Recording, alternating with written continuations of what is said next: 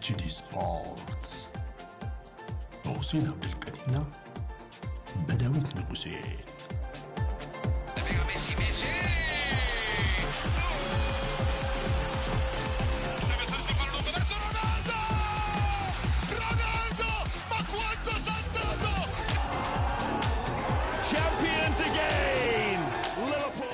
HD ስፖርትስ ተናስልን በያላችሁበት ሰላምታችን ይድረስ ብለናል።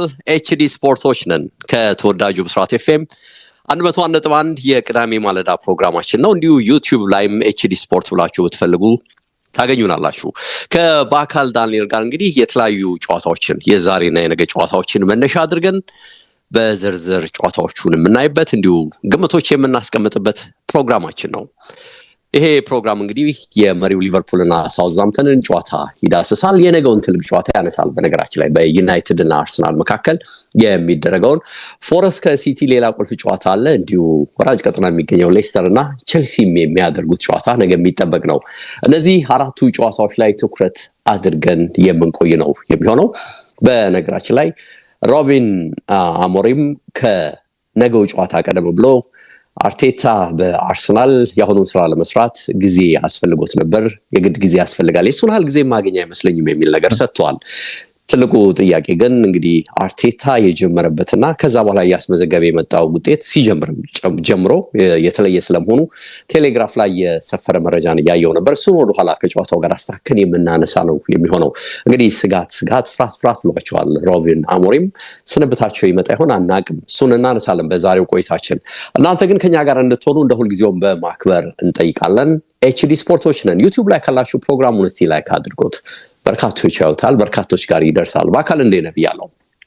አለን ዴቭ፣ እንዴት አለ? አድማጭ ተመልካቾቻችን እንዴት ናችሁ? ሰላም ነው ወይ ብያለሁ። እንደተለመደው ያ ቅዳሜ ማለዳ ነው እንግዲህ በጠዋቱ ጥሩ ነገሮችን ለአድማጭ ተመልካቾች ሰጥተን የኛን ግምት ብቻ ሳይሆን የእነሱንም ግምት እንዲያስቀምጡ ሀሳብ ሰንዝረን ወደ ፕሮግራማችን በቀጥታ ነው የምንገባው። ከዛሬው የሲቲ ጨዋታ ነው አስቀድመን መጀመሪያ ያለብን የሚመስለኝ። ትክክል። ኖቲንግሃም ፎረስት ከማንቸስተር ሲቲ በሲቲ ግራውንድ የሚያደርጉት የዛሬው ቀዳሚው የፕሪሚየር ሊጉ ጨዋታ ነው ዴቭ። ሁለቱ ቡድኖች በሊጉ እንግዲህ ሶስተኛ እና አራተኛ ደረጃ ላይ የሚገኙ ቡድኖች ናቸው። ኖቲንግሃም ፎረስት 48 ነጥቦችን ሰብስቦ ሶስተኛ ደረጃ ላይ ይገኛል። ማንቸስተር ሲቲ በአንድ ነጥብ አንሶ በደረጃም እንደዚሁ በአንድ ዝቅ ብሎ አራተኛ ደረጃ ላይ ይገኛሉ። ከ27 የጨዋታ ሳምንታት ጉዞ በኋላ ኖቲንግሃም ፎረስት ዴቭ 44 ጎሎችን አስቆጥሯል። 33 ግቦች ተቆጥሮበታል። ማንቸስተር ሲቲ 53 ግቦችን አስቆጥሮ 37 ግቦች ከመረቡ ላይ አርፏል። ስለዚህ በመከላከሉ ረገድ ልዩነት እንዳላቸው ጠንካራው ከማንቸስተር ሲቲ ይልቅ ኖቲንግሃም ፎረስት መሆኑን ያሳያል። እስካሁን እኩል 14 ጨዋታዎችን ከ27 የጨዋታ ሳምንታት መርሃ ግብሮች አሸንፈዋል። 8 ጊዜ ማንቸስተር ሲቲ ተሸንፈዋል። ኖቲንግሃም 7 ነው። 6 ጊዜ አቻ ወጥቷል ኖቲንግሃም ፎረስት። ማንቸስተር ሲቲ ደግሞ 5 ጊዜ አቻ ወጥቷልና በመሸነፍ ብዙ የተሸነፈው ከኖቲንግሃም ይልቅ ማንቸስተር ሲቲ መሆኑን ያሳያል። የዘንድሮ የእንግሊዝ ፕሪሚየር ሊግ ዴቭ ሊቨርፑልን አሸናፊ የሚያደርግ ይመስላል። ከወዲሁ ይሄንን ልንገምት እንችላለን። በወራጅ ቀጠና ውስጥ ደግሞ ያሉ ቡድኖች ኢፕስዊች ታውን፣ ሌስተር ሲቲ እና ሳውዝሃምፕተን ከወዲሁ ወራጅ የሚሆኑበት እድል እንዳለ መገመት ይቻላል። በፕሪሚየር ሊጉ ያልተለመደ ሊሆን ይችላል። ጨዋታ ሳምንቱ ሊጠናቀቅ ጥቂት ጨዋታዎች እስኪቀሩት በመጨረሻ ቀን የሚወሰኑ የወራጅ ቡድኖች የምንመለከትበት ሊግ ነበረ። አሁን ግን ያ ነገር የሚኖር አይመስልም። ምናልባት እዚህ ፉክክር ላይ የሚገባው ወልቭስ ነው። 17ኛ ደረጃ ላይ ያለው ወልቭስ ከኢፕስዊች ታውንም ከሌስተር ሲቲም በ5 ነጥቦች ከፍ ብሎ ይገኛል። 16ኛ ደረጃ ላይ ያለውን ቡድን ስትመለከት ዴቭ ኤቨርተን ነው። 32 ነጥቦች አሉት። ስለዚህ ከ18ኛው ጋር የ15 ነጥብ ልዩነት አለውና እንደው እርግጠኛ አትሆንም እንጂ በሂሳባዊ ስሌት ስላልታወቀ ነው እንጂ ኤቨርተን እንደማይወርድ ከወዲሁ ልትናገር ትችላለህ። ወልቭስ ደግሞ ወረደ ማለት አንዱ ኢፕስዊች ታውን ወይም ሌስተር ሲቲ ነው ሊተርፉ የሚችሉት። ያው ሳውዝሃምፕተን የሚቀርለት አይመስልም። ራሱ ሳውዝሃምፕተን አሁን ወደ ወደ 8 ነጥብ ልዩነት አለው 17ኛና 18ኛ ደረጃ ላይ ካለው ከወልቭስ ጋር ደግሞ ያለው የነጥብ ልዩነት ከ13 ወይም 13 ነጥቦች ነውና ይሄን አጣፍቶ መትረፍ ይችላል? በፍጹም የሚቻል አይመስልም ለሳውዛምፕተን። ከዛ ውጪ ዴቭ እንግዲህ ይሄኛው የላለመውረድ የሚደረገው ፉክክር ያን ያክል ትኩረት ላይ ስብ ይችላል። ምክንያቱም ቀድመው የሚወርዱ ቡድኖች ሊታወቁ ይችላሉ። ቅድም ያነሷቸው ሳውዛምፕተን ከነዚህ ቡድኖች ጋር እንግዲህ ወልቭስ ሊፎካከር ይችላል ልትል ትችላል። ከዛ ውጪ በሻምፒዮንነቱ ያንን ልታነሳ ትችላል። ስለዚህ በፕሪሚየር ሊጉ ሊቨርፑልን ማለት ነው በፕሪሚየር ሊጉ ውስጥ ደግሞ ካሉ ቡድኖች ለቻምፒየንስ ሊግ ቀጣይ አመት ተሳታፊ የሚሆኑት እነማን ናቸው ለሚለው በዩሮፓ ሊግም በኮንፈረንስ ሊግም የሚሳተፉ ቡድኖችን ለመለየት የሚደረገው ፉክክርን ከወዲሁ እንድንጠብቅና ሊጉን የሚያደምቀው ብቸኛው ነገር እሱ ሊሆን እንደሚችል መገመት። ዘንድሮ አይ ቲንክ 5 ነው አይደል ቻምፒየንስ ሊግን እየመሩ ነው መሰለኝ እንግሊዞቹና 5 ቡድንም የማግኘት እድል አላቸው ቻምፒየንስ ሊግ ላይ ተሳትፎ የሚያደርግ ፕላስ እንደጠቀስከው ደግሞ እዚህ የቻምፒየንስ ሊግ ተሳትፎ አካባቢ ያሉ ቲሞች የተጨናነቀ ነገር ስላለው ትኩረቱ እሱ ነው የሚሆነው ያለ ጥርጥር። ትክክል።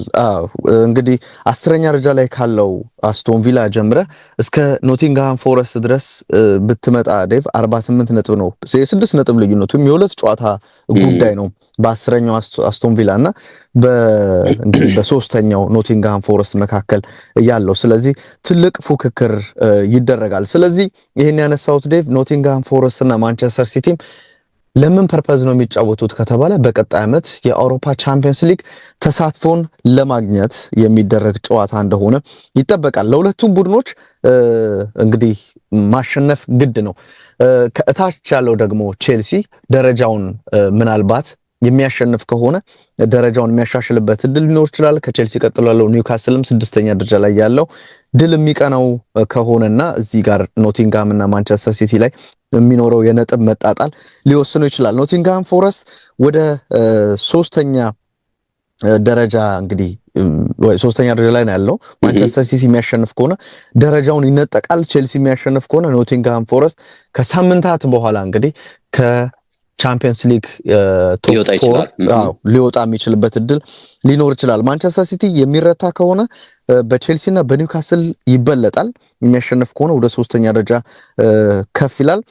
ኖቲንግሃም ፎረስት የሚያሸንፍ ከሆነ ከ2ኛ ደረጃ ላይ ካለው አርሰናል ጋር የሚኖረው የነጥብ ልዩነት ወደ 3 ዝቅ እንዲል ይሆናል። 51 ይገባል። አርሰናል ያለው 54 ነጥቦች ነው። ስለዚህ አርሰናልን አባረረ መያዝ ይችላል የሚለውን ነገር እንዲገፉበት ሊያደርጋቸው ይችላል። ኖቲንግሃም ፎረስት በሊጉ ባለፉት 3 ጨዋታዎች አላሸነፉም። እናስታውሳለን ብራይተን ላይ እጅግ ያልተጠበቀ የ7 ጎል ናዳ ነበረ ያወረዱት።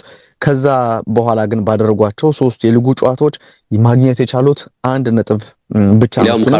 ከአርሰናል ጋር 0-0 የተለያዩበት ጨዋታ ነው እንጂ ተከታታይ ሽንፈቶች ገጥሟቸዋል። በኤፍኤ ካፑም እንግዲህ በ90 ደቂቃ አልጨርስ ብለው በመለያ ዓመት ነው ያሸነፉት። ኢፕስዊችን ነው አይደል? 1-1 ተለያይቶ በመለያ ዓመት አሸንፈው እንግዲህ ወደ ሩብ ፍጻሜ መግባታቸውን ተመልክተናል። 4 ጨዋታዎች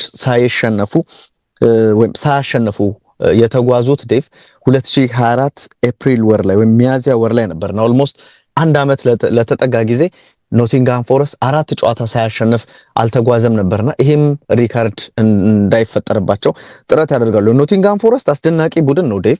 2022 ወደ ፕሪሚየር ሊጉ መጣ። ከዛ በኋላ ተከታታይ 2 ዓመት ላለመውረድ ሲፋለም ነበር። ዘንድሮ ማንም ሳይጠብቀው በአውሮፓ ቻምፒየንስ ሊግ ለዛውም እንግዲህ ዩሮፓ ሊግ ኮንፈረንስ ሊግ አይደለም በአውሮፓ ቻምፒየንስ ሊግ ለመሳተፍ የሚያስችል ተክለ ቁመና ላይ ያለ ቡድን ነው። ባላንስ የሆነ ቡድን ነው። መከላከሉ እጅግ ግሩም ነው። ማጥቃታቸውም አስደናቂ ነው። መከላከላቸው ላይ ስትመለከት እንደ ሙሪዮ አይነት ተከላካይ አለ። ማት ሴልስ የቡድኑ ግብ ጠባቂ 11 ጨዋታዎች ላይ ግቦች አልተቆጠሩበትምና አሊሰን ወይንም ኬለህር ያሉት ሊቨርፑል ብቻ ነው 12 ክሊን ሺት አስመዝግበው ከነሱ በላይ ያለው። ከዛም ውጭ ደግሞ ቅድም እንዳነሳሁት የተቆጠረባቸውም 33 ግብ ብቻ ነው። በሊቨርፑል እና በአርሰናል ብቻ ነው የሚበለጡት ወይም ትንሽ ግብ የተቆጠረባቸው ሌሎች ቡድኖች ሊቨርፑልና አርሰናል ብቻ ናቸው። ይህን ስታነሳ ማጥቃቱ ላይ ደግሞ እንደ ክሪስ ውድ አይነት ተጫዋች አለ። በቃ ምናልባት የእግር ኳስ ህይወቱን አስደናቂ ጊዜን እያሳለፈ ይገኛል ብለን መጥቀስ እንችላለን። ይህንን ተጫዋች ዘንድሮ 18 የሊግ ግቦችን አስቆጥሯል። ባለፉት 8 ጨዋታዎች 11 የግብ ተሳትፎ አለው። ዴቭ በ9 የሊጉ ጨዋታዎች 8 አስቆጥሮ 3 የመጨረሻ ኳሶችን አመቻችቶ ማቀበል ችሏል። ኖቲንጋም ፎረስት እስካሁን ወደ ፕሪሚየር ሊጉ ከተመለሰ ማንቸስተር ሲቲ ገጥሞ 2023 ላይ 1-1 ነበረ የተለያየው።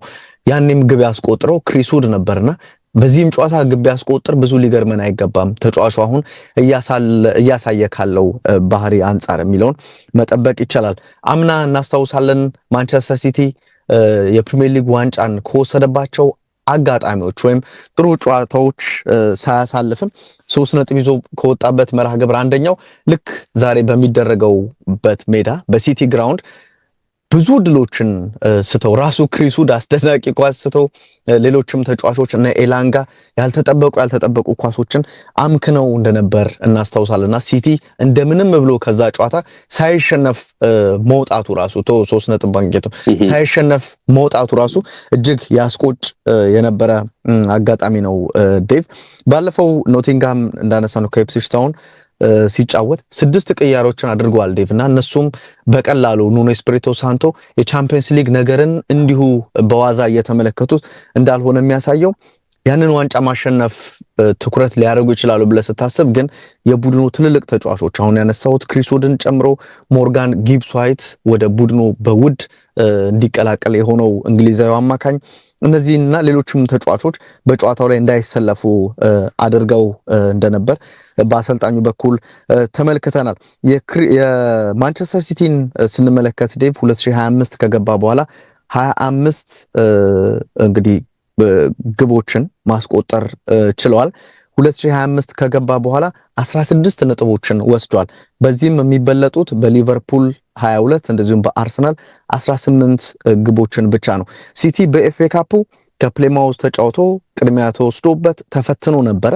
ነገር ግን በመጨረሻ ባስቆጠሯቸው ግቦች ከኋላ ተነስቶ 3-1 አሸንፈው ነበር እና ደግሞ ኖቲንጋም ፎረስት የተጫወተው ማንቸስተር ሲቲ ቅዳሜ ከተጫወተ ከ2 ቀን በኋላ ነው። ስለዚህ ማንቸስተር ሲቲ ሞር ፍሬሽ ሊሆን ይችላል። እዛ ላይ ደግሞ 30 ደቂቃ ጭማሪም ለመጫወት ተገዷል ኖቲንጋም ፎረስት። ማንቸስተር ሲቲ ደግሞ ይህን ነገር አላስተናገደም።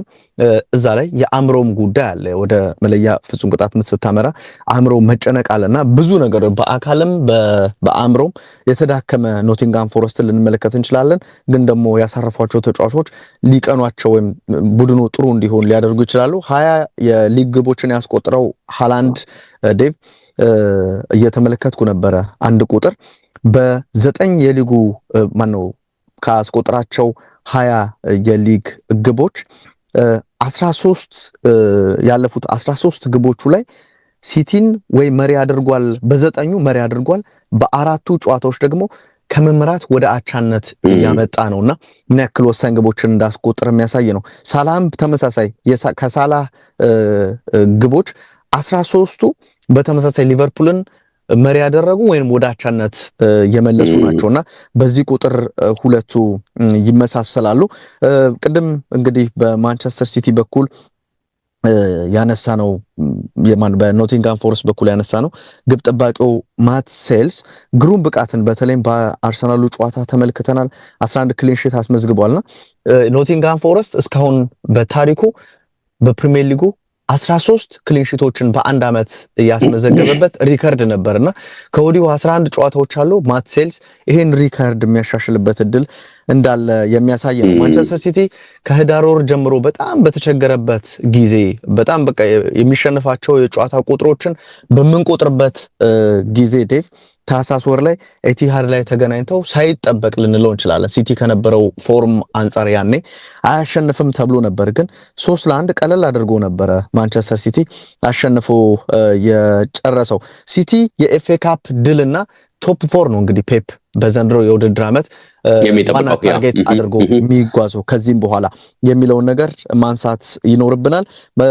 ከቡድን ዜናዎች ጋር በተገናኘ ሮድሪ ወደ ልምምድ ተመልሷል የሚል ነገር አለና በጣም የፈጠነ ይመስለኛል ዴቭ የሮድሪ ጉዳይ ራሱ አርቴታም ማነው ፔፕ ጓርዲዮላም የተናገረው ነገር በጣም ፈጥነን ወደ ቡድኑ ይሄንን ተጫዋች ለመመለስ ጥረት አናደርግም ግን ባለፈው የቡድኑን ልምምዶች ላይ መገኘት ጀምሯል የግል ስራዎችን መስራት ጀምሯል ኳስ ተች ማድረግ ጀምሯል የሚል ነገርን ሲያነሳ ነበርና አሁን የተወሰነ ሶምሶማም ነገር እንደጀመረ ተነግሯል ፔፕ ጓርዲዮላ እንግዲህ ናታን አኬ ከ10 እስከ 11 ሳምንታት ከሜዳ እንደሚርቅ ማረጋገጫ ሰጥቷልና ረዘም ያለ ጊዜ ከጨዋታ ሊያረቀው እንደሚችል ተናግሯል ከአካዳሚው እንግዲህ የመሃል ተከላካይ ወደ ቡድኑ መጥቶ ልምምድ እንዲያደርግ አድርገናል ስለዚህ እንግዲህ የኋላ መስመሩ የጉዳት ሁኔታ አሁንም ተጨማሪ ኪሳራ ሊፈጥርበት እንደሚችል አሰልጣኙ ተናግሯል እንዳነሳሁት 2 ቀን ተጨማሪ ማረፉና በደንብ ልምምድ ማድረጋቸው 7 ቀናት የቻምፒየንስ ሊግ እግር ኳስ ስለሌሉበት ያንን ነገር አንስቷል እና ጥሩ አድቫንቴጅ ሊሆናቸው እንደሚችልም ተናግሯል ሁሉ ጊዜም እንደ ማንቸስተር ሲቲ አይነት ቡድንን ስታሰለጥን ጫና አለ ምንም ይሁን ምን የትኛውንም ጨዋታ ተጫውት እንደዚህ አይነት ነገር አለ ብሏል ኖቲንጋም ፎረስትን በተመለከተ በጣም ኮምፓክት ሆኖ በጣም ሲከላከሉ ኃይለኛ እና አግሬሲቭ ቡድን ነው አሁን ያሉበትም ነገር ደግሞ ይሄንን ሊጠቁም ይችላል በቻምፒየንስ ሊግ ቀጣይ ዓመት የማንሳተፍ ከሆነ ከኛ የተሻለ ብቃትን የሚያሳዩ ቡድኖች ስላሉና ስለሚገባቸው ነው እኛ በቻምፒየንስ ሊግ የማንሳተፈው የሚል ሐሳብን ጓርዲዮላ ደቂቃል ሄደናል ባካሊ ያጠቃለል ነው ጨዋታ ላይ ጊዜውን ይገደል እሺ እና እንግዲህ ይሄን ጨዋታ በዚሁ እንቋጮ ዴቭ ወደ ግምት ስናልፍ ኖቲንጋም ፎረስት ከማንቸስተር ሲቲ እኔ በአቻ ውጤት የሚጠናቀቅ ጨዋታ ሊሆን ይችላል የተወሰነ ቢጫና ቀይ ለሲቲ ይሰጣለው ግን ደግሞ በአቻ ውጤት ይጠናቀቃል የሚለው ቀዳሚ ግምቴ ነው ዴቭ ለሲቲ ነው በዚህ ሳምንት ግምት መስጠው እኔ ደግሞ የሚገርም ካንተ ለመቃረን ፈልጌ ሳይሆን በተወሰነ መልኩ እንግዲህ ፎርሙን የማግኘት እድልም በቂ ዝግጅት ጊዜም እንዳልከው ፎረስቶች ራሳቸው ያለባቸው የሰሞኑ ጫና እዚህ ላይ በደንብ ሊታይ ይችላል የሚል ግምት አለኝ ለሲቲ ነው ሙሉ አሸናፊነቱ ነው ያቻም ቢጫና ቀይ ግምት የለው ሊቨርፑልና ሳውዛምፕተንን ቀጥለን እናንሳ ይሄ ለተለያዩ ዋንጫዎች እየተጫወተ ላለው ሊቨርፑል በወሳኝ ሰዓት የመጣ ቀላል ጌም ነው ማለት ይቻላልና የሊጉ መሪ ነው ሊቨርፑል አንድ ጨዋታ ቀድሞ ቢያደርግም የ13 ነጥብ ጋፕ ከተከታዩ አርሰናል አለው ካሸነፈ ደግሞ ወደ 16 ከፍ ሊል ይችላልና ሳይጨነቁ 4 ወይም 5 ቁልፍ ተጫዋቾችን አሳርፈው ውጤት የሚያመጡበት ለፔጆም ጨዋታ ጥሩ ረፍት የሚያገኙበት ሊሆን እንደሚችል መገመት ይቻላል መነሻው ደግሞ ያው ከዛሬው ጨዋታ በኋላ ፔሲጂን በ3 ቀን ልዩነት ነው የሚገጥሙት የግድ ተጫዋቾች ማሳረፍ ላይ ማተኮር እንዳለባቸው ነው እንግዲህ ብዙ የሚነገረው ለዚህም ይመስላል እንግዲህ ኮንሳ ጆንስ ኤንዶ ጋክፖ ሲሚካስ የመሰለፍ እድል ይኖራቸዋል የሚል መረጃ በስፋት እየተሰራጨ ነው የሚገኘው ፓሪስ ላይ እንደምታውቀው ከፍተኛ ብልጫ ተወስዶባቸው ነበር ግን በደል ተመለሱ ማክሰኞም ቀላል ፈተና ይጠብቃቸዋል ተብሎ አይጠበቅም ስለዚህ ያ ጨዋታ የግድ መገልበጥ ብቻ ሳይሆን በእንቅስቃሴ ረገድና በአቴምፕቶች ወይም ኳስን በመቆጣጠር ረገድ መገልበጥ ብቻ ሳይሆን የበላይነት በደንብ ታይቶበት በጎልም ይበልጥ የማሸነፍ ግዴታ ውስጥ ይገባሉ ታስታውስ ከሆነ 27 ሹት ተደርጎባቸዋል 10 ኦን ታርጌት ነበር የተደረገባቸው 7.5 የኳስ ቁጥጥር የወሰደው ፓሪስ ሴን ጀርሜን ነበርና ይሄ ሁሉ መገልበጥ አለበት የቀድሞ አርሰናል ተጫዋች ፖል መርሰን ኮቹ አማካኞቹ ማካሊስተርን ሶቦስላይና ግራቨን ብርሃን ቢቀይሩ እንዲሁ ደግሞ ሌሎች የሚታዩ ለውጦች ቢያደርጉ እኔ ብዙ አይደንቀኝም ብለዋል ለኔ ግን በቅድሚያ ምርጥ 11ን 45 ያህል ደቂቃ ተጠቅመው ከረፍት መልስ ቀስ ይያሉ ነገሮችን ቢቀያይሩ ነው የምመርጠው እንጂ ይሄ ኮዲው ከመነሻው ሙሉ ለውጥ 4-5 ለውጥ ማድረጉ አደጋ እንዳይኖረው ስጋት አለኝ የሚል ነገር ሲያነሳ ሰምቻለሁ ነገር ግን ያው ከዚህ ከቻምፒየንስ ሊጉ ጨዋታ በፊት ያው ዛሬ ለሊጉ ዋንጫ ቁልፍ የሆነውን ጨዋታ ማድረግ በድል መጨረስ አለባቸው ይሄንንም እንደሚያደርጉ ይጠበቃል ተጋጣሚያቸው ሳውዛምፕተንን እንግዲህ ካለፉት 13 ግንኙነት በ11 አሸንፈውታል ጃንዋሪ 21 ላይ ነበር ከተሸነፉ አንድ ሊጠቀስ የሚችለው ሁሉም የስኬት ነው ከዛ ውጪ ጉዟቸው በዚህ ላይ ሳውዛምፕተንን ከሜዳው ውጪ ዘንድሮ ምንም ነገር ሲፈጠር ያየነበት ሂደት የለም ባለፉት 9 ጨዋታዎች ሊቨርፑል ሜዳ ላይ አንዱንም ማሸነፍ አልቻለም ሳውዛምፕተን ስለዚህ ይሳካል ተብሎ አይጠበቅም በስድስቱ ብቻ 19 ጎል ነው የገባባቸው ሳውዛምፕተኖች አንድ ጎል ብቻ ነው ሊቨርፑል መረብ ላይ ያሳረፉት ይሄ ሲታይ ዛሬም ስንት ጎል ያስተናግዳሉ ካልሆነ በቀር አደጋ ይፈጥራሉ ውጤት ይቀይራሉ ነጥብ ይወስዳሉ የሚለው ነገር አብዝቶ የሚታሰብ አይመስለኝም በኔ በኩል። ጨዋታው የሊጉ መሪና ግርጌ ያሉ ቡድኖች እንደመገናኘታቸው በዚህ ረገድ ሪከርዶች ምን ይላሉ የሚሉትን እንግዲህ በርካታ መገናኛ ብዙሃን ሲያነሱ ነበር። በመሃላቸው 58 ነጥብ ልዩነት አለ። 67 ነጥብና 9 ነጥብ ነው ያላቸው። ስለዚህ ይሄ ምን ያህል ሰፊ እንደሆነ ታያለ። በሊጉ ታሪክ በመሪና 20ኛ መካከል ያለ ትልቁ ልዩነት ሆኖ ተመዝግቧል። እንግዲህ ይሄ ኦፕታ አስፍሮታ ይቻለው ይሄንን መረጃ። ሊቨርፑል ባለፉት 24 ጌሞች አልተሸነፈም። 17 ድልና 7 አቻ አለው። ወራጅ ቀጠና ባለ ቲምም ተሸንፎ የሚያቀበት አጋጣሚ እንግዲህ የለም። ዩናይትድ የ29 ጨዋታ የማሸነፍ ጉዞ 2011 ላይ በወልቭስ ነው የተገታው። ያኔ ሊቨርፑል እንግዲህ አሁን 24 ጨዋታ ላይ ስለደረሰ ዛሬ በወራጁ ሳውዛምፕተን የሚሸነፍ ከሆነ ያ ሪከርድ ይቆማል ማለት ነው። እንግዲህ ዩናይትድ 29 ደርሶ ቆሞበታል። ሊቨርፑል 24 ደርሷል። ዛሬ የሚሆን ከሆነ በሳውዛምፕተን የሚሸነፍ ከሆነ እንግዲህ 25ን ሳይደርስ ወይም ከፍ ያለ ቁጥሩ ሳይሄድ ሊገታ የሚችልበት እድል አለ የሚል መረጃ ወጥቷል። ይሄ የሚሳካበት እድሉ ሰፊ አይደለም፣ ጠባብ ነው። ለምን ቢባል በጎልም ቢሆን ሊቨርፑል ተጋጣሚዎቹን በትንሹ 2 እና ከዛ በላይ ጎል እያስቆጠረ ነው የሚያሸንፈው። ስለዚህ አይሳካም ወደሚለው ድምዳሜ ነው መገናኛ ብዙሃን እየወሰዱት ያሉት። ክለቡ በ25 የሊግ ጌሞች ዘንድሮ 2 እና ከዛ በላይ ነው ጎል እያስቆጠረ ያለው።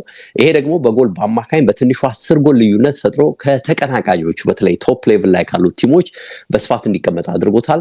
በፐርሰንት ሲሰላ 89% ገደማ 2 እና ከዛ በላይ ጎሎችን ያስቆጥራል ሊቨርፑል የሚል መረጃ ነው የወጣው። ሳላ ፒኤስጂ ላይ ደንዝዞ እንደነበር አይተናል። ለሊጉ ኮከብ ጎል አግቢነት እየተፎካከረ በመሆኑ ግን ዛሬ መሰለፍ ብቻ ሳይሆን ጎል ከሱም ይፈልጋሉ። እሱም ራሱ እንደሚፈልግ ነው የሚጠበቀው። 25 ጎልና 17 አሲስት አለው በ28 ጨዋታ።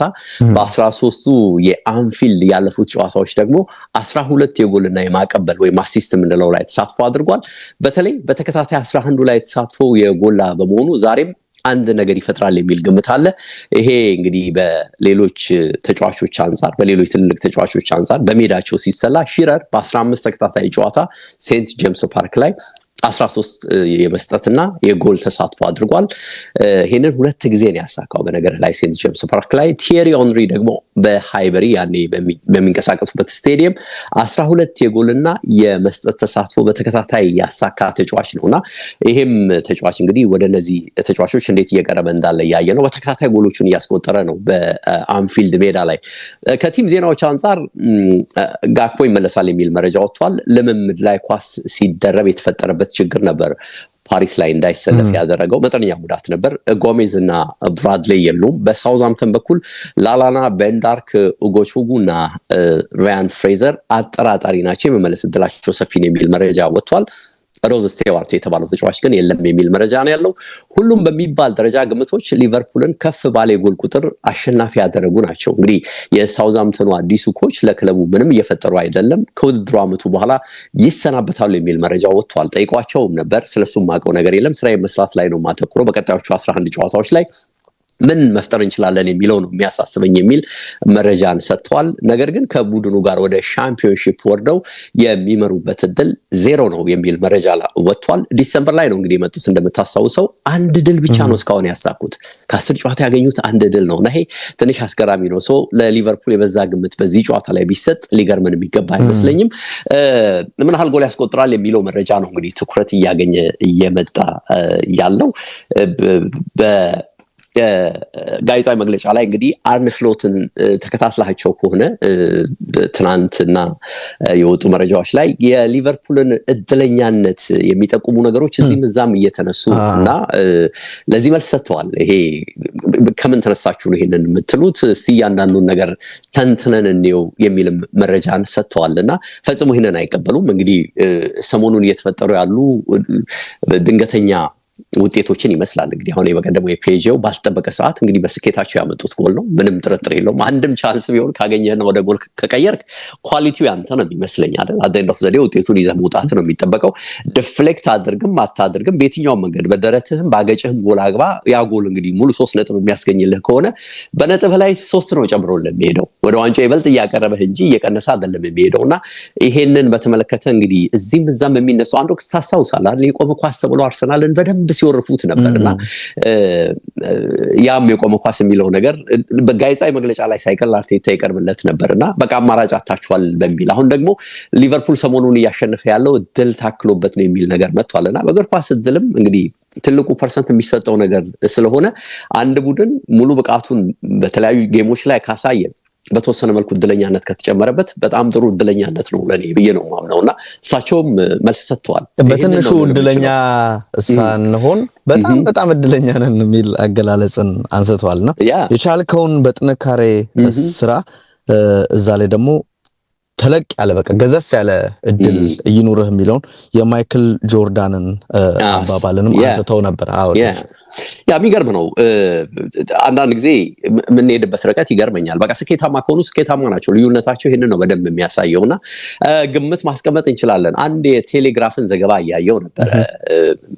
ምን ያህል በዝርዝር እንዳስቀመጡት ጊዜ ኖሮኝ ባላየውም በደንብ አስቀምጠውታል። ሪሊ እድለኛ ናቸው የሚል ባስኮምቢ የሚባለው ክሪስ ባስኮምቢ የሚባለው የቴሌግራፍ ዘጋቢ ቲንክ ሊቨርፑል አላኪ ዚህ ሲዝን ይሄ በቃ ራቢሽ ነው ማይረባ ነገር እንደሆነ ያባባላችሁ የምትረዱበት ምክንያት ብሎ ዘርዘር ያለ ነገር እየጻፈበት አርቲክል ወጥቷል። በቁጥርም ጭምር አስደግፎት ነው የወጣውና እንግዲህ አሁን ይሄ ሁሉ ጉዳይ እየተነሳ ያለው ሰሞኑን ካለው ነገር ጋር በተያያዘ ስለሆነ እኔ አይ ቲንክ ውሃ የሚቋጥር አይመስለኝም። ለሁሉም ግምት እናስቀምጥ። 1-2-3 ጎሎች ይኖሩታል ሊቨርፑል የሚል ግምት አለ በግሌ። ትክክል ዴቭ። ያው ሙሉ 3 ነጥቡ ሊቨርፑል የሚያገኝበት እድል በጣም ሰፊ ነው። ምንም መጠራጠርም የለኝም። ያው ከቅድመ ጨዋታ አንፃር ስትመለከተው ሜዳ ላይ የሚኖረው ነገር እንደውም እያሰብኩ ነበረ። ይሄ ግምት ስንሰጥ አንዳንዴ አድማጮቻችንም ያንን ነገር ያስተጋቡታልና ሜዳ ላይ የሚፈጠር ነገር ለምሳሌ ተጫዋቾች በቀይ ካርድ የሚወጡ ከሆነ ብዙ ነገር መፋለስ ሊኖር ይችላልና ሜዳ ላይ የሚፈጠር የሆነ ነገር ከሌለ በስተቀር ሊቨርፑል ጨዋታውን ለማሸነፍ ይቸገራል የሚል እምነት የለኝም ዴቭ። ወደ ሌላው ጨዋታ እንለፍ። እንግዲህ የቼልሲና የነገ ጨዋታ እናንሳ። የቼልሲና ሌስተር ሲቲ እንግዲህ የሚያደርጉት ጨዋታ ይጠበቃል ዴቭ። ይሄን ጨዋታ በተመለከተ ቼልሲ 5ኛ ነው በ46 ነጥቦች። ማሸነፍ በቶፕ 4 ገብቶ ለመፈጸም የሚያደርገውን ጥረት እጅጉን ከፍ ያደርግለታል። ሌስተር ሲቲ የሚያሸንፍ ከሆነ ከባድ ነው። 19ኛ ደረጃ ላይ ነው ያለው፣ 17 ነጥቦች አሉት እና ደግሞ ተከታታይ 18ኛ ደረጃ ላይ ካለው ጋር በነጥብ እኩል ላይ ነው የሚገኘው። ስለዚህ የሚያሸነፍ ከሆነ ኢፕስዊች ታውንን የመገልበጥ በደረጃ ሰንጠረዡ ሊኖር ይችላል። ቼልሲ በኮንፈረንስ ሊጉ ወደ ዴንማርክ አምርቶ ኮፐንሃገንን አሸንፏል። ከዛ አስቀድሞ ሊቨርፑልን ዛሬ የሚገጥመው ሳውዛምፕተንን 4-0 አሸንፏል። ከዛ በፊት ግን በቪላ እና ደግሞ በብራይተን 2 ጊዜ በኤፍኤ ካፑ በፕሪሚየር ሊጉ እጅግ አሳማኝ በሆነ ብቃት ተሸንፎ ነበር። ሌስተርና ሩድ ቫን ኒስተልሮይ ጥሩ ጊዜ ላይ አይገኙም። ባለፈው 4 የሊጉ ጨዋታዎች 12 ግቦች ተቆጥሮባቸዋል። ይሄ ሳይሆን የሚያስገርመው ዴቭ አንድም ግብ ማስቆጠር አልቻሉም። በዌስትሃም፣ በብሬንትፎርድ፣ በአርሰናል ከዛ አስቀድሞ በኤቨርተን ተሸንፈዋልና 2-0 4-0 2-0 4-0 አይነት ውጤት ነው የተመዘገበባቸው። ቼልሲ ከበድ ያለ ቡድንን ሲያገኝ እንደሚቸገር እንግዲህ ያለፉት ጨዋታዎች ማሳያ ናቸው። ቪላ፣ ብራይተን አሁን በደንብ መለካካት የሚችሉ ቡድኖች ናቸው። እነሱን በአሸናፊነት መወጣት አልቻለም። ዝቅ ያሉ ቡድኖች ላይ ነው ብልጫውን እየወሰደ ያለው። የኮንፈረንስ ሊጉ ምንም ቡድኑ የሚለካሆነ ይህን ነገር ተመልክተናል። ኮል ፓልመር እንግዲህ በቼልሲ ባለፉት 6 የፕሪሚየር ሊጉ ጨዋታዎች ተፋዟል የሚል ነገር ወይም ግብ አላስቆጠረ የሚል ነገር እየተመለከትን ነው የምንገኘው። 23 ሙከራ አድርጓል፣ 7ቱ ኦን ታርጌት ነው። 2.43 ኤክስጂ አለው ዴቪዳ፣ ግን ምንም ግብ አላስቆጠረም። አሰልጣኙም እዚህ ጉዳይ ላይ ጥያቄ ቀርቦላቸው የተናገሩትን በኋላ ላይ መለስበታለሁ። ሌስተር ሲቲም እንዳነሳሁት በጣም ከፍተኛ መቸገር ላይ ነው። የሃኒሙን ጊዜው አበቃ መሰለኝ አይደል? መሰለኝ እንግዲህ ሩድ ቫን ኒስተልሮይ ትንሽ አሁን አፍንጫው በደንብ እየረዘመ መሰለኝ። አሁን በደንብ እየረዘመ እያየር እንደ ቀድሞ የሰር አሌክስ እሱም ይጎትቷል፣ እሱም በደንብ ይጎትቷል። በቃ ይሆናል መሰለኝ እንግዲህ አልሆነ ማለት ምንም ብዙ ጊዜ የሚቆይ ራሱ አይመስልም። ያው ሌስተር በጣም አደጋ ውስጥ እንዳለ ይጋጫል። አንድም ደጋግመህ አይተው ከሆነ ስሜቱንም የሚቆጥብ አይመስለኝም። መልበሻ ቤትም ችግር አለ ይባላል። አው እንግዲህ ብዙ ነገሮች ነው ከሌስተር ጋር ያሉት። ይሄ ግብ ማስቆጠሩ ላይ ያሉ ተጫዋቾችም ላይ ያለው ነገር ደስተኛ አላደረገውም። ፊት መስመር ላይ የሚጠቀማቸውንም ተጫዋቾች ብዙ አያምናቸውም የሚል ነገር ስመለከት ነበረ ዴቭ። እና እንደዚህ አይነት ነገሮች ካለ መጋጨቱ የሚቀር አይደለም። ከቡድን ዜናዎች ጋር በተገናኘ እንግዲህ ከቼልሲ ጋር ኖኒ ማዱዌኬና ኒኮላስ ጃክሰን እንደሌሉ ተገልጿል። ኒኮላስ ጃክሰን በሚያዝያ ወር መጀመሪያ በሚደረግ ጨዋታ ነው ወደ ሜዳ ሊመለስ የሚችለው ተብሏል።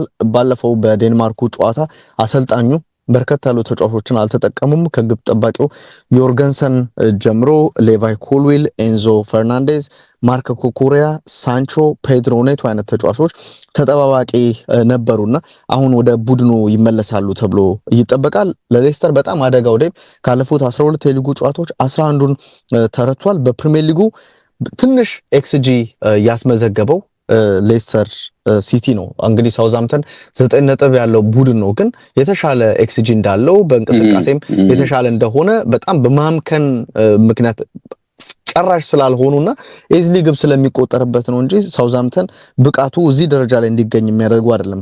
ሌስተር ግን ማጥቃታቸው ምን ያክል ደካማ እንደሆነ የሚያሳየው ኤክስጂያቸው በጣም ዝቅተኛ ነው። ቼልሲ ደግሞ በኤክስጂ በፕሪሚየር ሊጉ የሚበለጠው በሊቨርፑል ብቻ ነው። በሌስተር በኩል ወዮ ኩሊባሊ ወደ ቡድኑ ይመለሳል ተብሏል። ላለፉት ረጅም ሳምንታት ከቡድኑ ውጪ የነበረው ፖርቱጋላዊ ተከላካይ ሪካርዶ ፔሬራም ወደ ቡድኑ ተመልሷል። ግን አሰልጣኙ ሪስክ ላይወስዱ ይችላሉ፣ በዚህ ጨዋታ ላይ ያሰለፉት ይችላሉ ተብሏል። ሮሜዮ ላቪያ ከቡድኑ ጋር አብሮ መስራት ጀምሯል፣ ግን ቀድሞ የመጣ ጨዋታ ነው፣ ስለዚህ አይኖርም የሚል ነገርን ከቼልሲ ጋር ተመልክቻለሁ። ዴቭ አሰልጣኝ ኤንዞ ማሬስካ ከዚህ ጨዋታ ጋር በተገናኘ ያሉትን ባጭሩ ለማንሳት ከቀድሞ ቡድን ጋር መገናኘት ያው የሆነ ታርጌት አድርገው ነው የሚመጡት፣ እሱም ደግሞ ላለመውረድ ነው። ስለዚህ ጨዋታውን ጠንካራ እንዲሆን ያደርግብናል ብሏል። ስለ ሩድ ቫን ኒስተልሮይ ቡድኑን ከመያዙ በፊት ደውሎ አውርተን ነበር። ብዙ ጊዜ እንገናኛለን፣ አብረንም ተጫውተናል፣ እንተዋወቃለን የሚል ሐሳብን ሰጥቷል። በእግር ኳስ 30 ዓመት አሳልፌያለሁ። በእግር ኳስ ውስጥ ያዩዋቸው ምርጥ ሰዎችን ያገኘሁት ሌስተር ሲቲ ውስጥ ነው ብሏል። እንግዲህ አሰልጣኝ ግነት ይኑሩ አይኑሩ አላውቅም፣ ይሄን ሐሳብ ተናግሯል። ኮል ፓልመር ግባ ላይ ያለማስቆጠር ሁኔታ ያው ደና ነው፣ ደስተኛ ነው፣ ጥሩ ይመስላል። ግቡ ቀስ እያለ ይመጣል። እኛው ቡድኑን ለመረዳት በጣም ጥረት እያደረገ ነው የሚገኘው፣ እናውቃለን። ስትራግል እየታገለ ነው ወደ ግቡ ለመመለስ የሚል ሐሳብን አንስቷልና አሰልጣኙም ባለፉት ጥቂት ጨዋታዎች ቡድኑ ስላለው የግብ የማስቆጠር ችግር ተጠይቀው ነበር። አስቶን ቪላን መመልከት ትችላላችሁ። አስቶን ቪላ ጨዋታ ላይ ብዙ ድሎች ፈጥረናል፣ ግን መጨረሻ ላይ ተሸንፈናል። እግር ኳስ ላይ ክሊኒካል መሆን አለብህ። የሚገኙ ድሎችን ማስቆጠር ካልቻልክ መጨረሻ ላይ በነጥብ ዋጋ እንድትከፍል ያደርጋል የሚል ሐሳብን አሰልጣኝ ኤንዞ ማሬስካ ሰጥቷል። በዚህ ሳምንት ዴቭ ከግምት አንጻር እኔ ለቼልሲ ነው እድሉን የምሰጠው። ቼልሲ ይህን ጨዋታ ሊያሸነፍ ይችላል የሚል ግምት አለኝ። ያ የሚመቻቸው አይነት ጨዋታም ነው የሚሆነው። በነገር ላይ ክፍት ነው። እነዛም ኳስ ላይ ከምንድነው ሞር ኮምፓክት ከመሆን ይልቅ የራሳቸውን እንቅስቃሴ መምረጥ፣ ፓሲንግ የሆነ ፉትቦል፣ የሚማርክ ፉትቦል ለማድረግ ነው የሚሞክሩትና ቼልሲ ደግሞ እንዲህ አይነት አጋጣሚ ሲያገኝ በደንብ የሚመቸው አይነት ነው። የበላይ መሆን ብዙ ችግር አለበት ብዬ አላምንምና ለእኔም ይሄ ሳምንት የቼልሲ ሳምንት ይሆናል የሚል ግምት አለኝ። ማሎ ጉስቶ ወደ ቡድኑ ይመለሳል ተብሏል። ባለፈው ተጎድቶ ወጥቶ ነበር። ዌስሊ ፎፋናም ባለፈው አልተጠቀሙትም። በዚህኛው ጨዋታ የሚሰለፍበት እድል ሊኖር ይችላል የሚል ነገር አለና ሌስተር እንግዲህ 5 ተከታታይ ጨዋታ ከቼልሲ ጋር ተገናኝቶ ማሸነፍ እንዳልቻለ የሚያሳይ ቁጥር ተመልክቻለሁ። ዴቪል ለማከል ነው። ያ ዩናይትድና አርሰናልን እንመልከት። እንግዲህ ይሄ ጨዋታ ከጥቂት ዓመታት በፊት ቢሆን እንዴት ትልቅ ጨዋታ እንደነበር እኔም አንተም ሕያው ምስክር ነን። ያው የሁለቱ ቡድኖች ግን በተለያዩ ጊዜያት በትልቅ ደረጃ ላይ አለመገኘት አሁን የቀድሞ ታላቅነቱን እንዲያጣ አድርጎታል የሚል እምነት አለኝ። ከ2010 በኋላ በተለይ ከ2010 ወዲህ ያሉትን የዩናይትድ ጊዜያት ስናይ በጣም የዝቅታ ጊዜያቱ ናቸው። አሁን ደግሞ ይበልጥ ምን ያህል እንደተቸገረ እያየን ነው። አርሰናል ቤት ከፍታ ዝቅታ ኖሮ በተለይ አሁን ደግሞ አርቴታ ከመጣ በኋላ ለዋንጫ የመፋለም ነገር አለ ይታያል። ባለፉት 3-4-5 ዓመታት የሆነ ለውጥ አለ ክለቡ። ስለዚህ አሁን አርሰናል ያለበት ዩናይትድ ደግሞ ያለበትን ሁኔታ ስናይ አሁንም ልዩነቱ ሰፊ ነው። በዚህ ላይ እንግዲህ ትኩረት እንዳናደርግ ሊያደርገን የሚችለው አንዱ ምክንያት ዩናይትድ ለቻምፒየንስ ሊግ እየተጫወተ አይደለም። ይሄም አንዱ ራሱን የቻለ ትልቅ ነጥብ ነው። አርሰናል ሊቨርፑልን እያሳደደ የነበረበት ጊዜ አሁን ያከተመ ይመስላል አይደል? ሙሉ ለሙሉ ሲታይ በዋንጫው ጉዞ ውስጥ ያለው ድል በሂሳብ ስሌት እንደው አላበቃም ቢባልም ታምሮች ሊፈጠሩ ይችላሉ እንጂ በጣም ሰፊ ነው። ስፋቱ ደግሞ ዛሬ ወይም ነገ ከዩናይትድ በሚገጥመው ጨዋታ ምን ውጤት ይገጥመዋል፣ ተስተካካይ ጨዋታ በዚህ ላይ ያለው እሱም ተደማምሮበት በዚህ ላይ ደግሞ ሊቨርፑል እያሸነፈ የሚሄድ ከሆነ ከወዲሁ በቃ ነገሮቹ ላለቁ ብለህ እንድትዘጋ የሚያደርግ ነው። እኚህ ነገሮች ሲደማመሩበት አይ ቲንክ ይህንን ጨዋታ ትልቅ ልታደርገው የምትችልበት ነው ብዬ አላስብም። በእርግጥ በእኛ ሀገር ወይም ደግሞ ሁለቱ ትልቅ ክለቦች ደጋፊ ባላቸው ሀገራት አሁንም ይሄ ጨዋታ ይጠበቃል። ይሄን መካድ አልችልም። ምክንያቱም የከረመ ከቀድሞ ጀምሮ የነበረ የእርስ በርስ መቆረቋቆዝ አለና እሱን አሁንም ሊፈጥሩ እንደሚችሉ ታስባለህ። ባለሜዳው ዩናይትድ ነው፣ 14ኛ ደረጃ ላይ ነው የሚገኘው።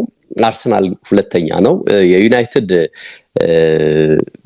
የዋንጫ ትልቁ ጉዞ ዘንድሮ እንግዲህ ዩሮፓ ሊግ ተሳትፎ ነው። እሱን እንዴት ያደርጉታል ወደኋላ የምናየው ነው። እርስ በርስ በቅርቡ ተገናኝተው ከአርሰናል ጋር እንግዲህ ዩናይትድ በተዳከመበትም ሁኔታ አርሰናልን አሸንፎ ከኤፍኤ ዋንጫ ውጪ አድርጎታል። ኤሚሬትስ ላይ በመለያ ምት ነበር ይሄ የተፈጠረው። የኋላ ግን እንግዲህ ዩናይትድም በቀጣይ ዙር በፉልሃም በመለያ ምት ተሸንፎ ከውድድሩ የተሰናበተበትን ቅጽበት እናስታውሳለን። አርሰናል እንግዲህ በቻምፒየንስ ሊጉ የ7-1 ውጤት ድል፣ ዩናይትድም ወደ ስፔን አቅንቶ በአቻ ውጤት ዩሮፓ ሊግ ላይ ተሳትፎ አግኝቶ ተመልሷል። የአርሰናልን የሆላንድ ውጤታማነት ያየ ለቡድኑ ነፃ ሆኖ እንዲጫወት እድል መስጠት አደጋ እንዳለው ነው የሚረዳው፣ ወይም ደግሞ ብዙዎችም የሚሉት ይህንን ነው። ስለዚህ ዩናይትዶች በነገው ጨዋታ ተደራጅተው በመልሶ ማጥቃት ለመጫወት ካልሞከሩ በቀር ጎል አያስቆጥርም ለተባለው የአርሰናል ቲም እድል መስጠት አደጋ አለው፣ ወይም ጎል እንዲያስቆጥርባቸው እድል መፍጠር ነው የሚል መረጃ ተያይዞ እየወጣ ነው። በዚህ ላይ አርሰናል በተለምዶ ድሮ ቶፕ 6 በሚባሉ ቲሞች ላይ ያለው የማሸነፍ ሪከርድ ትልቅ ነው። ስለዚህ ዩናይትዶች መጠንቀቅ አለባቸው ይህንንም ታሳቢ ካደረጉ የሚል ነገር አለ። እንግዲህ በተለምዶ ቶፕ 6 ውስጥ ከሚባሉት ዩናይትዶች ስለሚካተቱ ማለት ነው። በ18 ጨዋታ ላይ ቶፕ 6 ከሚባሉ ቡድኖች አልተሸነፈም አርሰናል እንዳልኩት። ስለዚህ አርቴታ አሁንም አርሰናልን ከያዘ በኋላ ያለው ሪከርድ ከዩናይትድ ጋር ድንቅ በመሆኑ ነገም አንድ ነገር ይፈጥራል፣ አንድ ነገር ያደርጋል የሚል ነገር ይነሳል። በተለይ እርስ በርስ ባደረጉት ከአርቴታ ጋር ከዩናይትድ ጋር 10 የእርስ በርስ ግንኙነት 7ቱን አሸንፏል። ይሄም ትልቅ ቁጥር ነው። 1 አቻና 2 ብቻ ነው ሽንፈት የደረሰበት። ይህ እንግዲህ ከ2020 አንስቶ የነበረ ሪከርድ ስለመሆኑ መገናኛ ብዙሃን ጽፈዋል። አርቴታ እንግዲህ 200ኛ የሊግ ጨዋታውን ነው በአርሰናል የሚያደርገው። እንደውም በመረጃ ሲያትቱት አርቴታ ዩናይትድን ከገጠሙ ትልልቅ ኮቾች 70% የማሸነፍ ሬሾ እንዳለውም ጠቁመዋል። ጥሩ ነገር አለው ዩናይትድን በተመለከተ አርቴታ እንግዲህ እስካሁን ካደረጋቸው የነገውን ሳይጨምር አጠቃላይ የፕሪሚየር ሊጉ 199 ጨዋታዎች 118 ድል አድርጓል። በዚህ ከትልልቅ ኮቾች አንጻር 5ኛ ደረጃ ላይ ስለመቀመጡ ነው መረጃ ያወጣው። ፔፕ ከ200 ጨዋታ 146ቱን አሸንፏል። ጆዜ ሞሪኒዮ ከ200 ጨዋታ 137ቱን አሸንፏል። የርገን ክሎፕ ናቸው 3ኛ ላይ የሚመጡት እንግዲህ ከ200 ጨዋታ 127ቱን አሸንፏል። ሰር አሌክስ ፈርጉሰን 122ቱን ጨዋታ አሸንፈዋል ከ200 ጨዋታዎች። ስለዚህ እንግዲህ አርቴታ ቁጥሩ ጥሩ ነው። በትልልቅ ኮቾች ሌቭል ምን ያህል እየመጣ እንዳለ ያሳያል። የዋንጫ ስኬት ወይም ደግሞ ትልቅ ዋንጫን የማንሳት ከአርሰናል ጋር እስካሁን ማጣጣም ባይችልም ይሄ ጥሩ ነገር እንደሆነ ታያለህ። ዩናይትድ ዘንድሮ ትልቁ ትኩረቱ እንዳልኩት አውሮፓ ላይ መሳተፍ ነው። ለዚህ ደግሞ ብቸኛው መንገድ ዩሮፓ ሊግ ዋንጫ ማንሳት ነው። ይሄ የማይሆን ከሆነ ግን ክለቡ እስከ 80 ሚሊዮን ፓውንድ ድረስ ገቢ እንደሚያጣ ነው መገናኛ ብዙሃን ከወዲሁ እየጻፉ ያሉት። በአመት 90 ሚሊዮን ፓውንድ ከትጥቅ አቅራቢው አዲዳስ ያገኛል። እንግዲህ የአውሮፓ ተሳትፎ ካልተሳካ 10 ሚሊዮን ፓውንድ ከማሊያ ስፖንሰሩ አመታዊ ክፍያ ይቀነስበታል ማለት ነው። ስለዚህ 90 ሚሊዮን ፓውንድ ሳይሆን 80 ሚሊዮን ፓውንድ ይሆናል። ይሄን የማያሳካ ከሆነ ተጫዋቾቹም ቢሆኑ እንግዲህ አውሮፓ ላይ መግባት ካልቻሉ 25% የደሞዝ ቅናሽ እንደሚያደርጉ መረጃ ወጥቷል። 1958 የሚባሉት የደጋፊዎች ማህበር አባላት ነገ ጥቁር በመልበስ ከጨዋታው በፊት ግሌዘሮችንና ኤኒዮሶችን እንዲቃወሙ መረጃ አውጥተዋል። ክለቡን እየገደሉት ነው፣ ስለዚህ ጥቁር ለብሰን እነሱን መቃወም አለብን የሚል እምነት ይዘዋል። ይህንን እናያለን። ከጨዋታው በፊት የሚደረግ ክስተት ነው የሚል መረጃ ወጥቷል። ስለዚህ ነገርም ከጨዋታው በፊት የምናየው ነገር ነገ ይኖራል ተብሎ ነው የሚጠበቀው። ዩናይትድ ዘንድሮ እንግዲህ ችግሩ ወጥ ብቃት ማሳየት ነው። ባክ ቱ ባክ በሜዳው ማሸነፍ በደንብ ቸግሮታል። ከ1968-69 ወዲህ ባክ ቱ ባክ ማሸነፍ የተቸገረው ዘንድሮ ነው የሚል መረጃ ወጥቷል። ያኔ 32ኛና 33ኛ ሳምንት ላይ ነበር እንግዲህ በተከታታይ ጨዋታ ያሸነፉት። ይሄ ሳምንት እንዲሁ 27ኛ ሳምንት ነው። ያለፈውም እንግዲህ በማሸነፋቸው ነገ ካሸነፉ የቀደመውን ሪከርድ ሩቅ ሳይሄዱ እንዲቋረጥ የሚያደርጉበት ሂደት አለ። ስለዚህ ባክ ቱ ባክ ማሸነፍ ይሄ ቁልፍ ነገር ነው ለዩናይትድ ተብሎ እየተገለጸ ነው። ምን ያህል እንግዲህ ክለቡ እየተቸገረ እንዳለ የሚጠቁም ትልቅ ቁጥር ነው። በነገራችን ላይ ከአርሰናል ባለ ሪከርድ ዩናይትድ ያለፉትን አራቱንም ተሸንፏል። በሊጉ ታሪክ ይሄ ረጅሙ ነው ተብሏል ከአርሰናል ዩናይትድ አንጻር። ነገር ግን በተከታታይ ደግሞ ኦልድ ትራፎርድ ላይ በአርሰናል አልተሸነፉም። ከ1979 አንስቶ የቆየ ሪከርድ ነው። ስለዚህ ነገ አለመሸነፍም ይጠበቅባቸዋል ማለት ነው ይሄንን ሪከርድ ይዞ ለመቀጠል። ባለፉት 10 ጌሞች ኦልድ ትራፎርድ ላይ ሲገናኙ ሁለቱ ቡድኖች ሁሉም ላይ አርሰናል ጎል አስቆጥሯል። 13 ጎሎችን እንዳስቆጠረ ነው ያገኘሁት መረጃ የሚጠቁመው። በነገው ጨዋታ ላይ እንግዲህ ጎል መጠበቅ የሚያስችል ታሪክ ይመስላል። የግድ ጎሎች አሉት ማለት ነው የሁለቱ ቡድኖች ጨዋታ። በሁሉም የውድድር መድረክ ያላቸውን ግንኙነት ስናይ 99 ድል ለዩናይትድ ተመዝግቧል። 90 ድል አርሰናል አሳክቷል። 54 ጨዋታ ደግሞ ሁለቱ ቡድኖች አቻ ያወጡበት ነው። አርሰናሎችን በታሪክ በርካታ ጊዜ ያሸነፈ ቲም ሆኖ የቀረበው ዩናይትድ ነው በነገራችን ላይ። ስለዚህ በደንብ ያውቃቸዋል ዩናይትዶችን ማለት ነው አርሰናል። ከአርሰናል በላይ ግን 106 ጊዜ አስቶን ቪላን ያሸነፉበት ትልቁ ሪከርዳቸው እንደሆነ በዩናይትዶች በኩል የተመዘገበ ታሪክ ነው። እንግዲህ አስቶን ቪላ በደንብ ይመቻቸዋል ማለት ነው ዩናይትዶች። ቀድሞ ተቆጥሮበት ኋላ ተነስቶ ዩናይትድ 14 ነጥብ ሰብስቧል። አርሰናል ደግሞ 11 ነጥብ ወስዷል። ከመሪነት ተነስተው በጣሉት ነጥብ ደግሞ ዩናይትድ 6 ነጥብ ጥሏል። አርሰናል 12 ነጥብ ጥለዋል። ስለዚህ ዩናይትድ እንግዲህ ቀድሞ ተቆጥሮበት ከኋላ መነሳትም የሚችልበት ሂደቱ ላይ ጥሩ እንደሆነ ከአርሰናል የተሻለ ነጥብ እንደሚሰበስብ ይታያል። ከመሪነትም ተነስተው የጣሏቸው ነጥቦችንም ስናይ ዩናይትድ ዝቅተኛ ነጥብ ነው የጣለው፣ አርሰናል በርከት ያለ ነጥብ ጥሏልና በዚህ በሁለቱ መለኪያዎች ዩናይትዶች ራሱን የቻለ ጥሩ ነገር እንዳላቸው ታያለ። አርሰናል ለነገ ጨዋታ ከዩናይትድ በተሻለ የሁለት ቀን ብልጫ የዝግጅት ጊዜ አግኝቷል። ዩናይትድ ደግሞ ሁሌም አርሰናልን በገጠመ ቁጥር ቢዳከምም እንኳን አስቸጋሪ መሆኑ ሁሌም የሚታይ ነጥብ ነው። እርስ በርስ በሚያደርጉት ግንኙነት ይሄ ሁሌም እንታዘባለን። ቢሞቱም አይሞቱም ዩናይትዶች ከአርሰናል ጋር በሚያደርጉት ጨዋታ በተለይ ደግሞ በሜዳቸው ኦልድ ትራፎርድ የሚል መረጃ ደግሞ ደጋግሞ ይወጣል። ስለዚህ ይሄ ነገር የሚጠበቅ ነው የሚሆነው። እንደ አንዳንድ መረጃዎች አሰልጣኝ አሞሪም ትልቁ ትኩረታቸው የነገው ጨዋታ ሳይሆን የሐሙሱ የመልስ ጨዋታ ነው የሚል መረጃ ወጥቷል። በተጫዋቾች አጠቃቀም ረገድ ለውጥ ሊያደርጉ ይችላሉ የሚል መረጃ አለ። ምን ይሰራላቸዋል ይሄ ጨዋታ? ማተኮር ያለባቸው ወደ አውሮፓው መድረክ የሚያበቃቸው ወይም የሚያንደረድራቸው ዩሮፓ ሊግ ላይ ነው የሚል መረጃ ወጥቷል። ይሄን ያደርጋሉ አያደርጉም የምናይ ነው የሚሆነው። ሐሙስ ዕለት ያልነበሩት ማጓየር፣ ኡጋርቴ አጠራጣሪ ናቸው። አሁንም አንዳንዶች ግን አይደርሱም ነው የሚሉት። ያው ዶርጉ ተቀጥቷል፣ ስለዚህ የለም። ረጅም ጉዳት ያለባቸው ወደ 8 የሚጠጉ ተጫዋቾችም አይኖሩም። የአርሰናል የቀድሞ ተጫዋቹ ቺዶ ኦቢ እዚህ ጨዋታ ላይ ሊታይ ይችላል በዩናይትድ አጥቂ መስመር ላይ ተሰልፎ የሚል ነገር አለ። ስለዚህ የቀድሞ ክለቡን ሊገጥም የሚችልበት እድል አለ፣ እናየዋለን የሚል ነገር አለ። በአርሰናል በኩል እንግዲህ አዲስ ጉዳት ወሬ የለም። የሚመልሱ ተጫዋቾች ግን አሉ ለማለት ይቸግራል። ሁሉም ረጅም ጉዳት ያለባቸው ናቸውና ምናልባት ሁሉም የሚለው ቀጣዩ ኢንተርናሽናል ብሬክ በኋላ የመመለስ እድል አላቸው የሚል ነገር ነው የሚነሳው። እንግዲህ አንድ ቀደም መግቢያ ላይ ያንደረደርኩትን የተወሰነ ነጥብ ለማንሳት ያህል ኮቾ አሞሪም አርቴታ ጊዜ አግኝቷል። ጊዜ ማግኘቱ ነው አሁን ለደረሰበት ጥሩ ደረጃ ላይ እንዲደርስ እድል የፈጠረለት የሚል መረጃን ነው የሰጡት። እኔ ግን ጊዜ ያለኝ አይመስለኝም የሚል ነገር ነው ያነሱት። በእርግጥ ይሄ ነጥብ ያስኬዳል አያስኬድም ለክርክር የሚጋብዝ ነው። ግን እንዳልኩት ዴይሊ ቴሌግራፍ ሁለቱን አወዳድሮ አስቀምጧል። እርሊ ዲያቸው ነው የሚለው። መጀመሪያ ሲቀጠሩ የነበረበትን ጊዜያቸውን ነው የሚያነሳው።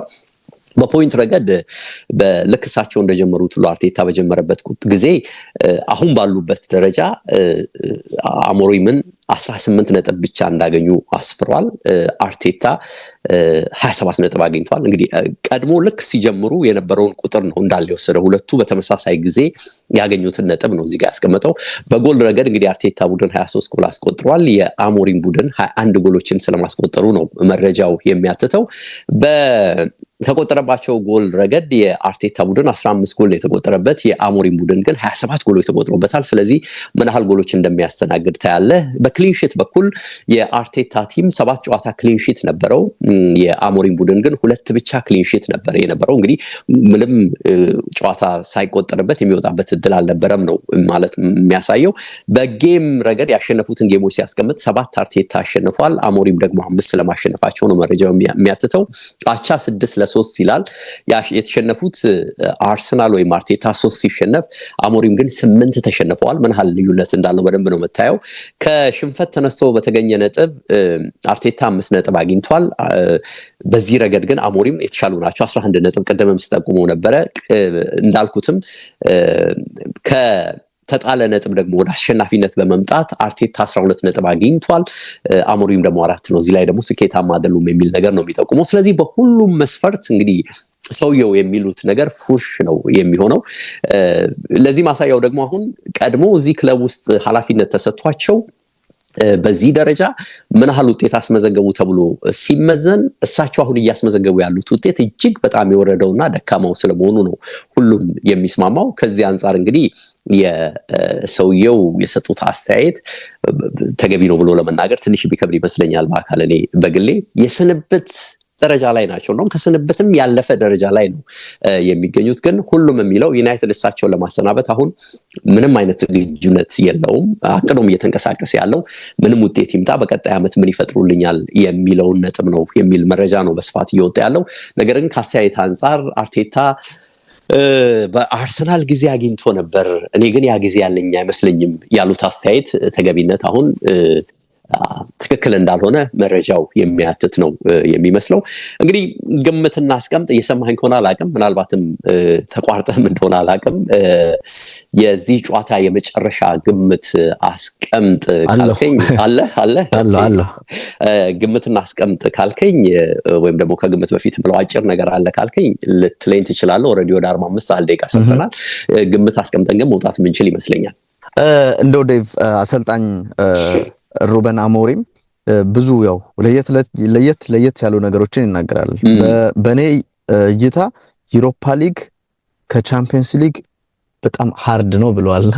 ምንድነው ተብሎ ሲጠየቁ ከዩሮፓ ሊግ ጨዋታ በኋላ ተመልሰ መተ እንግሊዝ ፕሪሚየር ሊግን ስታረግ ጉዞው ምኑም አድካሚ ስለሚሆን ሪከቨር ማድረግ ወይም ከዛ ለማገገም የሚደረገው ጥረት እንደ ቻምፒየንስ ሊግ አይደለም። ስለዚህ እሱኛው ከባድ ነው የሚል ሐሳብን አሰልጣኙ ተናግሯል። እንዳነሳው ዴቭ ማንቸስተር ዩናይትድ ብዙ ጊዜ እንደዚህ በሞቲቬሽን ነው ጨዋታዎችን የሚቀርበውና ያ ነገር እንደ አርሰናል፣ ማንቸስተር ሲቲ፣ ቼልሲ፣ ሊቨርፑል አይነት ተጋጣሚዎችን ያው በዩናይትድ አደጋ እንዲፈጠርባቸው ያደርጋል። አሁን ዩናይትድ ለራሱ ብሎ የሚያደርገው ብዙ ነገር የለም። እንደምትመለከተው ቢያሸነፍ የደረጃ ለውጥ ነው እንጂ ወደ አውሮፓ ውድድር መመለስ እንደዚህ አይነት ነገር አይኖርም። ግን ደግሞ አርሰናል ሊቨርፑል ላይ የሚፈጥረው ነገር ማነው አርሰናል ሊቨርፑል ላይ አደጋ መፍጠር የሚችልበትን ሁኔታ በዩናይትድ አማካኝነት ሊሰናከልበት ይችላልና እንደዚህ ለሞቲቬሽን የሚሆኑ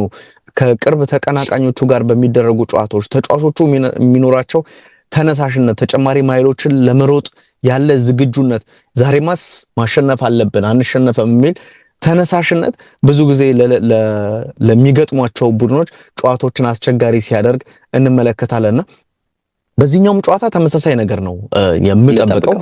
አርሰናል ያሉ መቸገሮች አሉ። አሁን ባለፈው በርካታ ግቦችን ፒኤስቪ ላይ ማስቆጠሩን ተመልክተናል። ያ በጎ ነገር ነው። ተጨማሪ የስነ ልቦና ከፍታ ለቡድኑ ሊፈጥር ይችላል። ከግብ ማስቆጠር ጋር የሚነሱ ጉዳዮችን የተወሰነ እንዲረግቡ ያደረጉ 7 ግቦችን ነበር እየተመለከት ነውና እነዚህ ነገሮች ለሁለቱም በፖዚቲቭ ነገር ልንመለከታቸው እንችላለን። ግን ጨዋታው ኦልድ ትራፎርድ ነው የሚደረገው ዴቭ እኔ ትልቁ ውጤት አቻ ይመስለኛል ለአርሰናል እዚህ ጨዋታ ላይ ሊመዘገብ ይችላል ብዬ ከጨዋታ በፊት የምገምተው አለበለዚያ ማሸነፍን በዩናይትድ ሊኖር ይችላል ግን በአቻ ውጤት ሊጠናቀቅ ይችላል የሚለውን ጨዋታ አርሰናል ያው መከላከሉ ብዙ ግብ እንዳይቆጠርበት ሊያደርገው ይችላል ዩናይትድም እንደዚሁ ማስቆጠር ላይ ችግር አለባቸው ብቻ ሁለቱም ያንዱ ክፍተት ለአንደኛው ጥሩ ነገር ነው እነዚህ አይነት ነገሮችን ተመልክቼ አቻ ሊሆን ይችላል አለበለዚያ አሸናፊነትም ወደ ማንቸስተር ሊሄድ ይችላል የሚላል ለአርሰናል ነው ግምት የምትሰጠው ግን እንዳልከው የተወሰነ ቢጫና ቀይ አቻ ስሜት አለኝ ሁልጊዜም የኦልድ ትራፎርድ ጨዋታ ቀላል ነው የምትለው አይደለም አርሰናል አንፃርና እሱን ከግምት አስገባለሁ ግን አርሰናልም ይሄንን ጨዋታ የማሸነፍ ስሜት ላይ ጥሩ ላይ ያለ የሚልም ግምት አለኝና እንግዲህ ግምታችንን እኔና አንተ በዚህ መልኩ አስቀምጠን አድማጭ ተመልካቾች ደግሞ ግምታቸው ምን ይሆናል እስቲ ጻፉልን የናንተ ግምት ምንድነው ኤችዲ ስፖርቶች ነበርን በተወዳጁ ብስራት ኤፍኤም 101.1 ላይ ተከታተላችሁን እንመጣለን እንግዲህ ሰኞ ደግሞ መልሰን በሬዲዮ እስከዛው መልካም ጊዜ ብያለሁ ባይ ባይ መልካም ሰላም እንዴት መልካም ጊዜ ላንተ